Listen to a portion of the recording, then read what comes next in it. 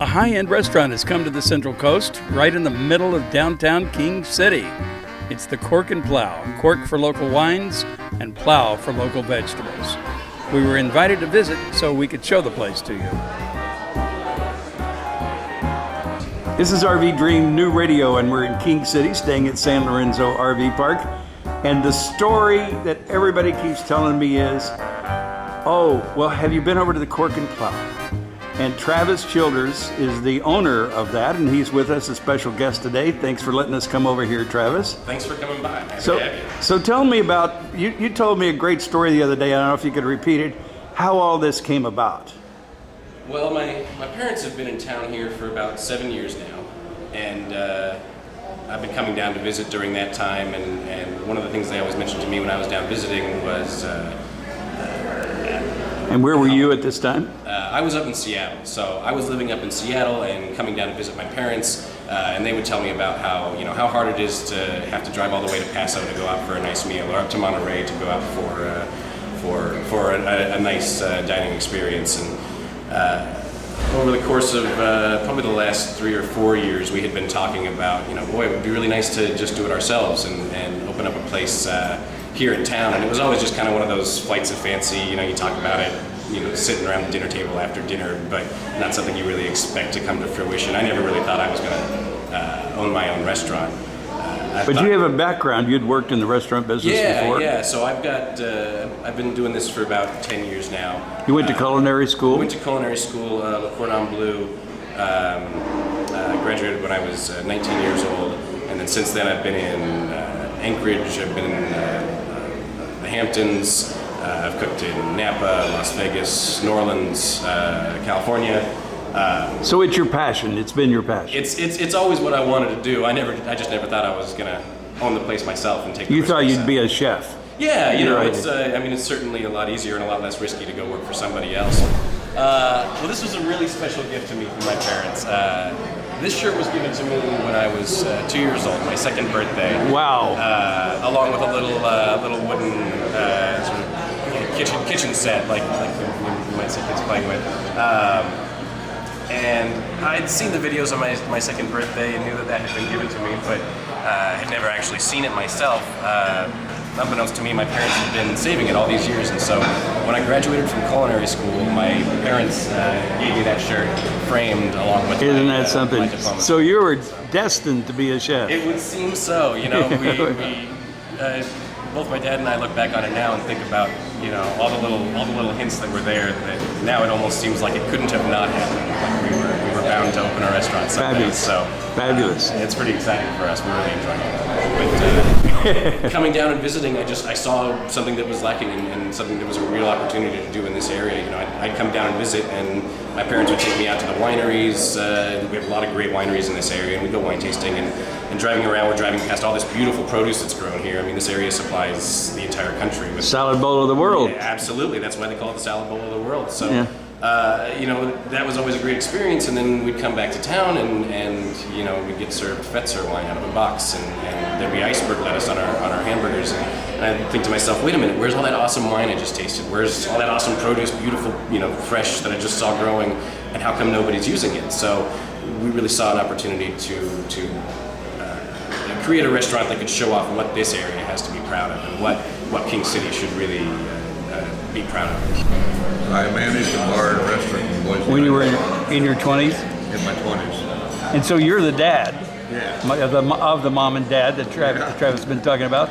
And so you came down and you guys all kind of went into this to do this together. Yeah, Travis was working up in Seattle. I had the opportunity to take this over. And so I called him and said, if I take this over, will you come? He flew down and he liked it, and there we are. Well, aren't you glad to have the family back home too? Kids back. Whatever it takes to get the kids home. Exactly right. Exactly right. You went from Seattle to King City. What a big, huge change that is, huh? That's usually what people tell me. When I was in Seattle, I really got interested in the whole local sustainable movement. I was in restaurant consulting, doing menu development and things like that for other businesses. working for a consultant agency up there, and that seemed to be more and more what people were asking for, and that's where the market was really going in terms of trends. And so when we saw this place, I just knew that there was a huge opportunity for that people traveling the 101 would really enjoy having a place to stop like that. So are you happy you made the move? Yeah, I am. I'm really happy. Miss the big city? No, I've been in a lot of different places all over the country, and I've always enjoyed small towns. I like the mentality. I like that I can walk down the street and people say hi to me, and I like knowing my neighbors, and Seattle's a big city, and people are kind of standoffish, and right. as they are wont to do in big cities, and so coming to a smaller community, it's perfect for me. And my wife and I just recently got married. We want to raise a family, and so good spot. King City was a great spot to do it. You had to take this building and just remodel it totally, did you? No, actually, no remodeling, just redecorating. We repainted the walls. We went with a nice soft creamy white and a very calming gray. Again, we didn't want it to be a rowdy bar. We took all the neon lights and beer signs off the walls and things like that, kind of cleared it up. My wife did some art for the bar, including this painting here. Oh, your wife did that? Yes, that's my wife's work. That's beautiful. We call this the banquet room. We'll do special events here. We're able to hold parties for up to 40 people while we have normal service in the other room. We'll do our winemaker dinners here. We do winemaker dinners about once a quarter with different local winemakers.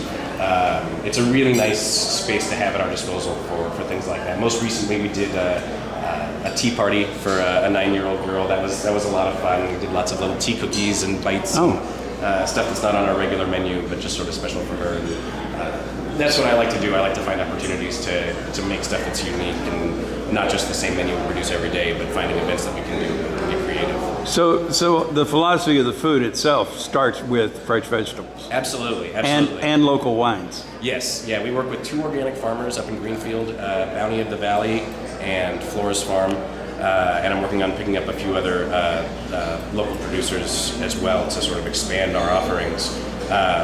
But that was really important to me first and foremost. When people are coming in to spend money at my restaurant, I want them to know that I'm taking that money and reinvesting it in the community by working with local purveyors. We also work with a local ice cream maker just a couple doors down. I mean, I'd be crazy not to sell his stuff. It's amazing, and he's right there. And so it's been a good opportunity to sort of showcase that to more people that maybe wouldn't know the shop was there otherwise. We try and we list all of our purveyors, all of our local purveyors at the bottom of our menu so people can know exactly what they're getting and where it's coming from. The first thing anybody ever says when you talk about a restaurant is, what kind of food? So how do you answer what kind of food? I like to describe it as traditional American food with a twist. I try and create dishes that people will be familiar with, but maybe utilize some ingredients they haven't heard of before or some techniques that they're not as familiar with. I try and, like I said, keep, for example, I've got a meatloaf sandwich on the menu, but it's a venison meatloaf sandwich. And we've incorporated reduced red wine, diced apples, walnuts. It's got a very unique flavor. I'm very, very proud of it. It's not your grandma's meatloaf, as they say. Most of our dishes kind of work in that same vein. How can we take something that is familiar to people and then turn it up to 11? Make it special.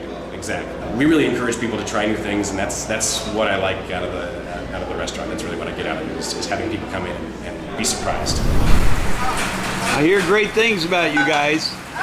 Thank you. It's Tony and Kelly. So what's this sandwich here? That is The turkey sandwich.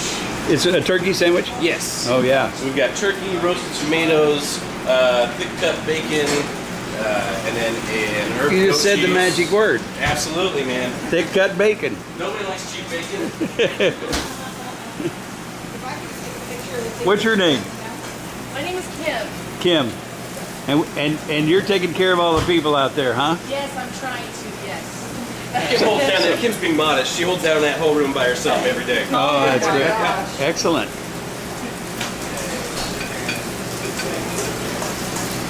So can you tell me what you got up there? Is there something different? So yeah, that's a turkey sandwich as well. We've got one that comes with a petite salad and one that comes with fries. This one here is our jalapeno burger. So we've got fresh local arugula, deep fried jalapenos, a hand-formed ground beef patty, and chipotle mayonnaise and a little bit of our house-made whiskey barbecue sauce. Your house-made barbecue sauce. Yeah, we do a whiskey barbecue sauce here. Right, so it's a great opportunity not only for the people of King City, but for the travelers that are going from Los Angeles to San Francisco or something. They want a great lunch or dinner, and they're going to spend the night in the RV park or whatever. Absolutely. This, you know, it's you're right in the middle of town, so it's like you're 60 seconds off the freeway, right? Yeah, it's a great spot. We're right next to the theater too, so if you want to come into town to catch a movie and then go out to dinner afterwards, or maybe just have a nightcap afterwards, we're the perfect spot for that as well. We really got lucky with the location. I'm really happy to be right here on Broadway. Right in the heart of downtown.